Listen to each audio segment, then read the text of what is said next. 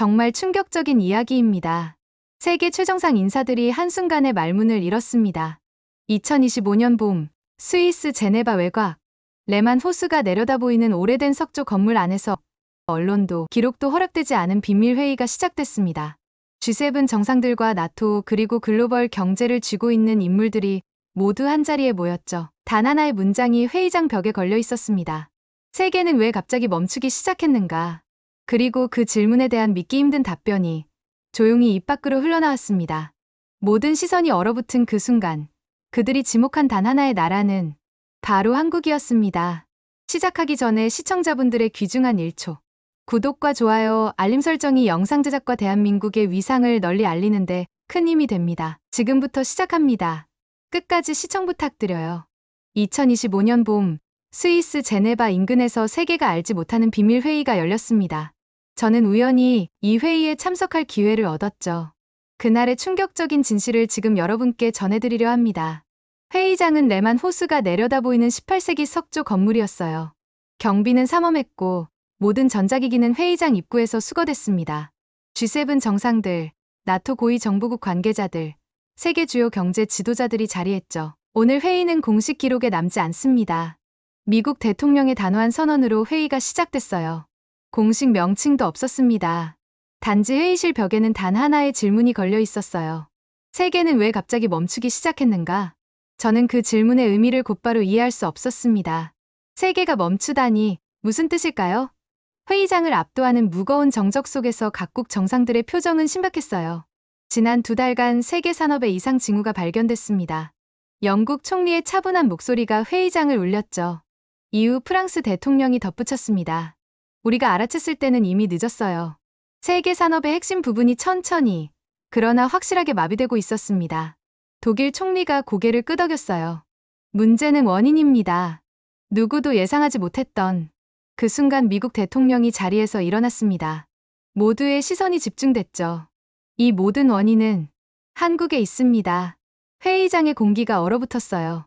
세계 최강대국 대통령의 입에서 나온 말치고는 너무 의외였죠. 한국이라니? 작은 반도국가가 어떻게 세계를 멈출 수 있다는 걸까요?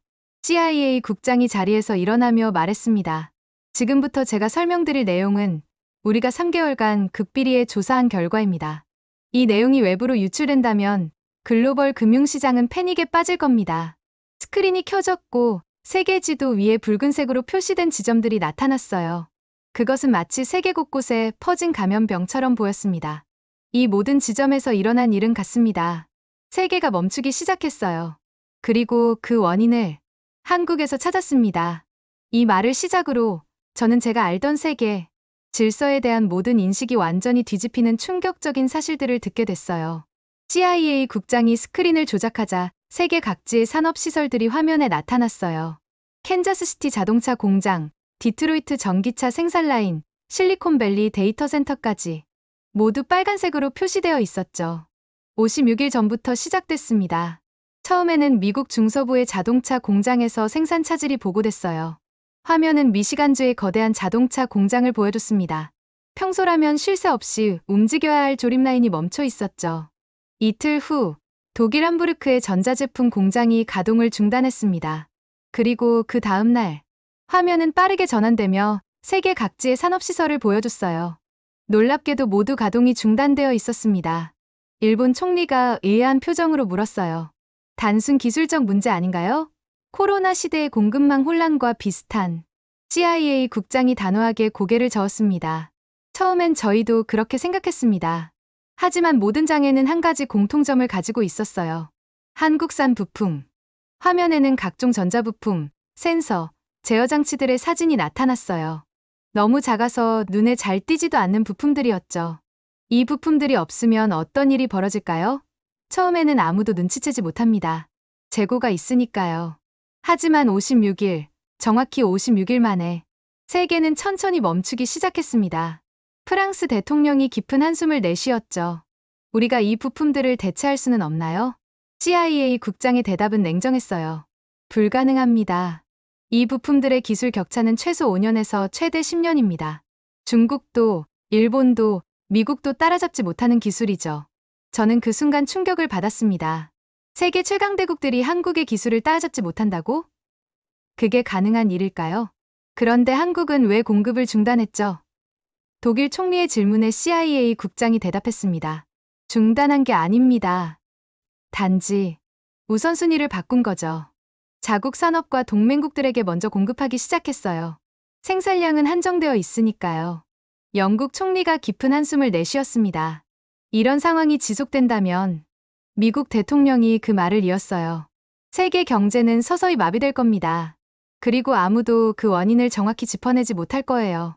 한국은 너무 조용히, 너무 교묘하게 움직이고 있으니까요. 회의장 안에는 무거운 침묵이 내려앉았습니다. 그리고 CIA 국장이 다시 입을 열었어요. 그런데 문제는 이게 시작에 불과하다는 겁니다. CIA 국장의 손가락이 리모컨을 누르자 스크린에는 거대한 바다가 펼쳐졌어요. 대양을 가로지르는 거대한 선박들이 화면을 가득 채웠습니다. HMM 알게시라스, 한국산 LNG 운반선, 초대형 컨테이너선들이었죠. 세계 무역의 90%는 바다를 통해 이뤄집니다. 미국 상무부 장관이 자리에서 일어나 설명을 시작했어요. 그리고 그 바다를 움직이는 배는 대부분 한국이 만들었습니다. 화면에는 수치가 나타났어요. 전 세계 조선 시장에서 한국의 점유율, LNG선 80%, 컨테이너선 75%, 초대형 유조선 65%. 숫자들이 회의장을 압도했습니다. 중국 대표가 불쑥 끼어들었어요. 우리가 배를 더 많이 만들지 않습니까? 중국의 조선 산업은. CIA 국장이 중국 대표의 말을 자르며 답했습니다. 수량이 아니라 품질입니다. 고난도 선박의 80%는 오직 한국산입니다. 그리고 그런 선박 없이는 LNG를 운송할 수 없고 반도체 장비를 옮길 수 없으며 석유도 운반할 수 없죠. 회의장의 공기가 서늘해졌어요. 저는 그제서야 깨달았습니다. 세계 물류의 핵심이 한국의 손에 달려있다는 사실을요. 최근 카타르와 한국이 체결한 LNG선 계약을 아십니까? 미국 상무부 장관이 물었죠. 다음 10년간 100척 이상의 LNG선을 한국이 독점 건조합니다. 이는 세계 에너지 흐름의 45%를 한국이 통제한다는 의미예요. 프랑스 대통령이 고개를 저었어요. 그런데 왜 우리는 이 사실을 지금까지 모르고 있었죠? CIA 국장이 씁쓸하게 웃었습니다.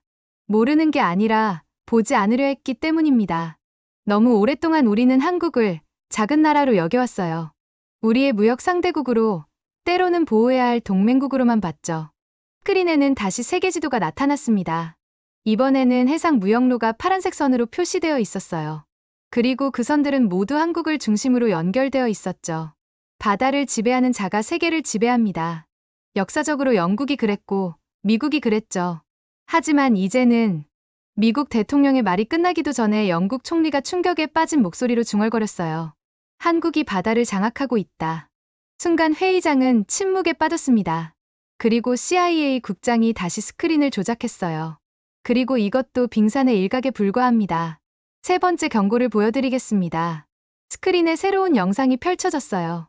먼지를 일으키며 질주하는 K2 흑표 전차가 보였습니다. 이어서 공중을 가르는 FA-50 경공격기, 그리고 조용히 하늘을 날아오르는 KF-21 전투기의 모습이 나타났죠. 이게 무슨 의미죠? 독일 총리가 눈을 크게 뜨고 물었습니다. CIA 국장이 답했어요. 한국은 이제 세계 10대 무기 수출국입니다. 불과 15년 전만 해도 상상할 수 없었던 일이죠. 화면은 계속해서 넘어갔고 다양한 한국산 무기 체계가 등장했습니다. K9 자주포, 천무 다연장 로켓포, 현무 미사일, 그리고 최신형 잠수함까지. 독일 총리가 중얼거렸어요. 이 작은 나라가 무기를 수출한다는 건가요? CIA는 다음 슬라이드로 넘겼습니다.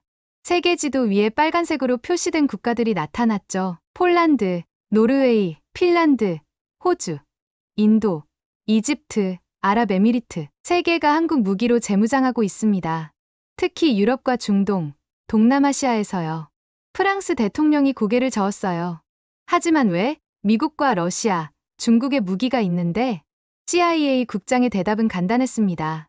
성능 대비 가격이 경쟁력이 있고 정치적 조건이 덜 까다롭기 때문이죠.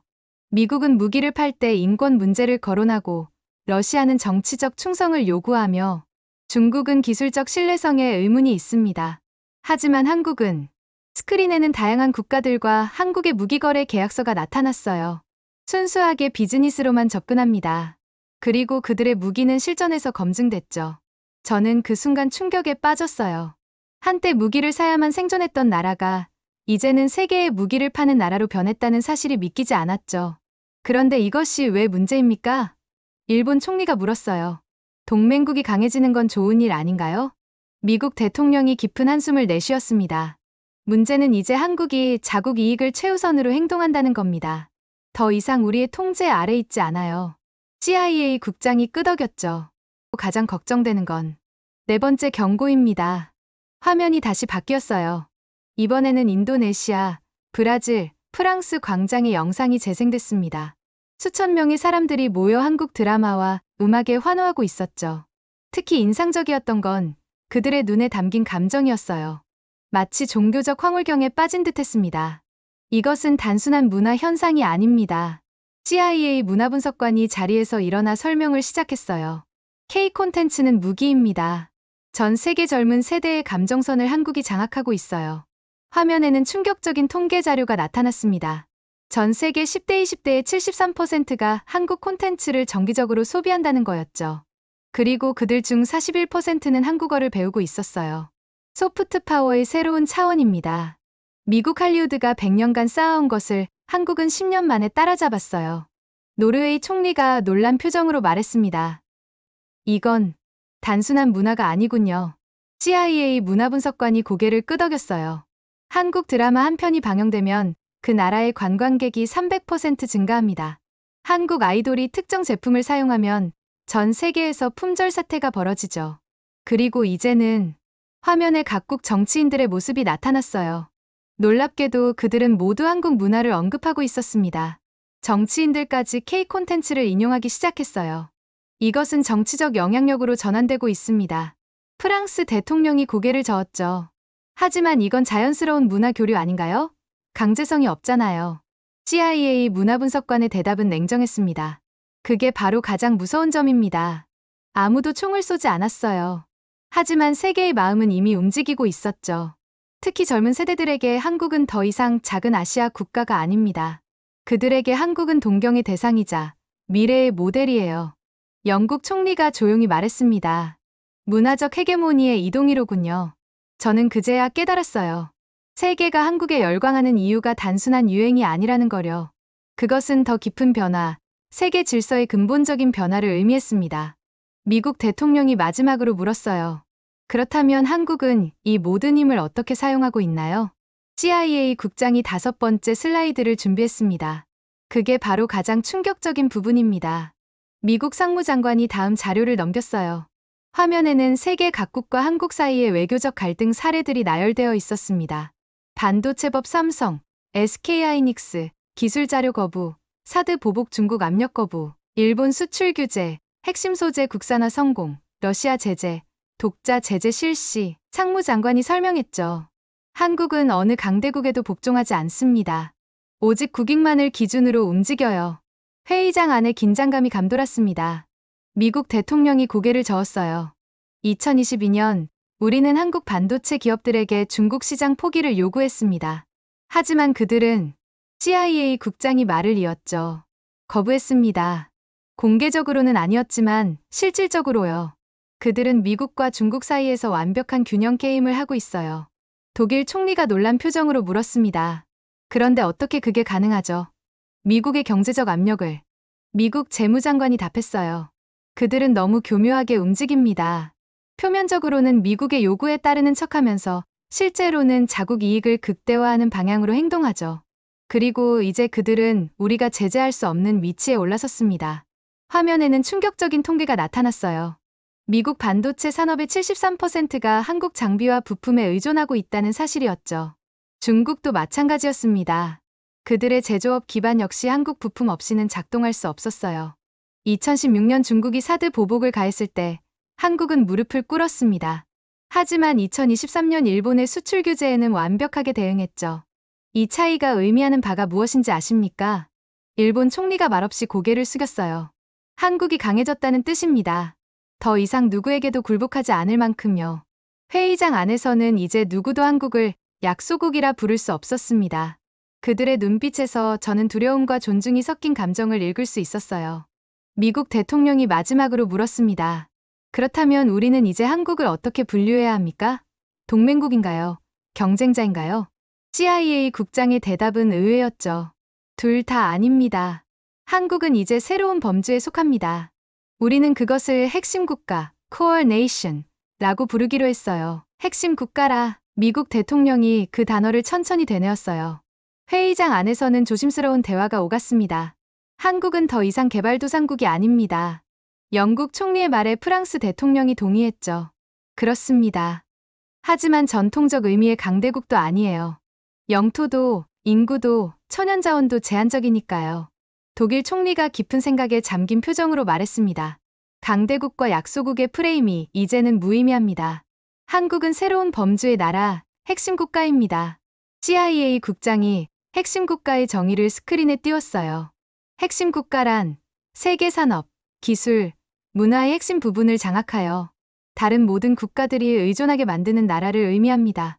직접적인 힘의 과시 없이도 세계 질서의 중심에서 영향력을 행사하죠. 저는 그 순간 한국의 전략이 얼마나 치밀했는지 깨달았어요. 군사력이나 영토 확장 같은 전통적인 힘이 아니라 세계가 정말로 필요로 하는 것들을 장악하는 전략이었죠. 그들은 세 가지 핵심 분야를 장악했습니다. CIA 국장이 설명을 이어갔어요. 첫째, 산업의 핵심 부품. 둘째, 물류와 에너지의 흐름. 셋째, 차세대의 문화적 욕망. 이 세 가지가 결합되면 미국 대통령이 말을 끊었습니다. 세계 질서를 재편할 수 있는 힘이 생깁니다. 회의장은 다시 침묵에 빠졌어요. 세계 최강대국들의 지도자들이 자신들도 모르는 사이에 변화한 세계 질서를 받아들이기 위해 노력하는 모습이었죠. 일본 총리가 물었습니다. 그럼 우리는 이제 한국을 어떻게 대해야 합니까? 미국 대통령의 대답은 의외로 단호했어요. 동등하게 대해야 합니다. 더 이상 그들을 보호하거나 지시할 수 있다는 생각을 버려야 해요. 한국은 이미 자신만의 길을 가고 있습니다. 프랑스 대통령이 우려 섞인 목소리로 물었죠. 하지만 그들이 이 힘을 어떻게 사용할지 우리는 어떻게 알 수 있습니까? CIA 국장이 마지막 슬라이드를 준비했어요. 그것이 바로 이 회의의 가장 중요한 목적입니다. 의도를 파악하는 것, 그리고 새로운 세계 질서 속에서 우리의 위치를 재정립하는 것이죠. 회의장의 불이 약간 어두워졌고 마지막 프레젠테이션이 시작됐습니다. 저는 숨을 깊게 들이마셨어요. 세계 역사의 중대한 전환점을 목격하고 있다는 느낌이 강하게 들었으니까요. 이제 마지막 결론을 내려야 할 시간입니다. 회의장의 불이 완전히 꺼졌습니다. 단 하나의 스크린만이 어둠 속에서 빛을 발했어요. 마지막 슬라이드가 나타났죠. 어두운 세계 지도 위에 하나의 작은 불빛이 깜박이고 있었습니다. 작은 반도, 그러나 그 빛은 점점 커지며 세계 곳곳으로 퍼져나가고 있었어요. 지난 70년간 세계는 한국을 기적의 나라라고 불렀습니다. CIA 국장의 목소리가 어둠 속에서 울려 퍼졌죠. 전쟁의 폐허에서 선진국으로 도약한 나라. 하지만 우리는 그것이 단순한 성공 사례라고만 생각했어요. 큰 실수였습니다. 스크린에 한국의 변화 과정이 타임랩스로 재생됐어요. 1953년 폐허에서 시작해 2025년 현재까지. 그 변화는 믿기 어려울 정도였습니다. 한국은 단순히 따라잡기를 하는 나라가 아니었어요. 그들은 처음부터 앞서가기를 계획했습니다. 미국 대통령이 조용히 말했어요. 그들은 우리가 미쳐보지 못한 미래를 준비하고 있었습니다. 스크린에는 이제 세계 각국의 의존도를 보여주는 그래프가 나타났어요.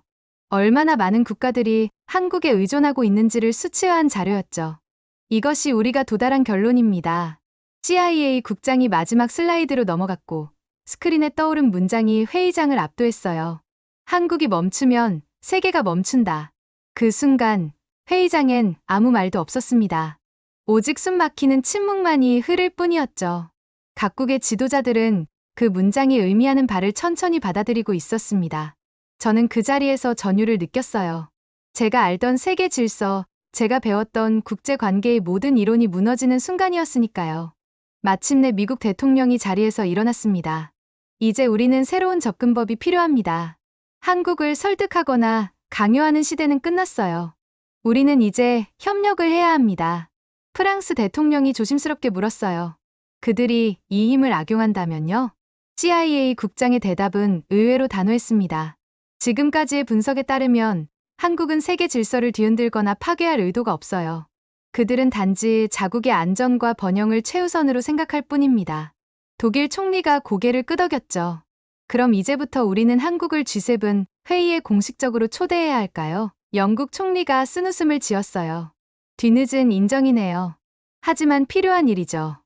모든 논의가 끝나갈 무렵 회의장의 불이 다시 켜졌습니다. 각국 정상들의 얼굴에는 복잡한 감정이 서려 있었어요. 충격, 불안, 그리고 어쩌면 존중. 미국 대통령이 마지막 발언을 했습니다. 오늘의 논의는 절대 외부로 유출되어선 안 됩니다. 세계는 아직 이 변화를 받아들일 준비가 되어 있지 않아요. 저는 그 자리에서 역사적인 순간을 목격했다는 사실을 깨달았습니다. 조용히, 그러나 확실하게 세계를 흔들고 있는 나라. 한국이라는 작은 반도 국가가 세계 질서의 중심으로 들어선 순간이었죠. 회의가 끝나고 밖으로 나오면서 저는 내만 호수의 잔잔한 물결을 바라보았어요. 표면은 고요했지만 그 아래에서는 거대한 변화의 물결이 이미 시작되고 있었습니다. 세계는 모르지만 이미 모든 것이 변하고 있었어요. 이처럼 조용히, 그러나 가장 결정적인 순간에 세계를 움직이고 있는 나라. 한국은 더 이상 따라가는 나라가 아니라 세계가 눈치 보는 나라가 되었습니다. 그 변화의 물결은 이미 시작됐고, 이제는 멈출 수 없습니다. 여러분의 작은 공감과 관심이 대한민국의 위상을 널리 알리는 데 큰 힘이 됩니다. 구독자 여러분의 댓글과 감상은 또 다른 감동의 시작이 됩니다. 다음 영상도 기대된다면 구독과 알림 설정 잊지 마세요. 감동 한 송이는 매일 저녁 당신의 하루에 따뜻한